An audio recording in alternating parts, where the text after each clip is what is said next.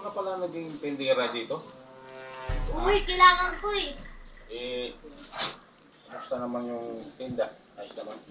Hindi masyado kasi maulan. Puro bariya lang yan eh. Puro bariya, tsaka maulan, wala pumupunta. Ah, Makasama. kano namang ano ni Mari sa'yo? 100 lang. Napapagod ako maghapon, 100 lang. Sandaan sa mga. Oo, hindi kasya yun sa pagkain ko.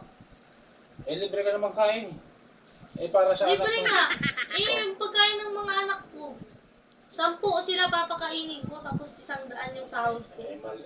Ang sikreto dyan, damihan ng pagluto, hatiran mo yung anak mo. Total, malapit lang naman.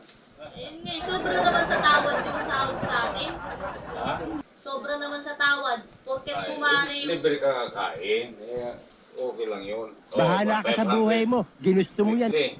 Ay, 700 kasama ba linggo o di-off mo? Di-off ko yun. Ah, di-off mo pag linggo. Pagod na ako.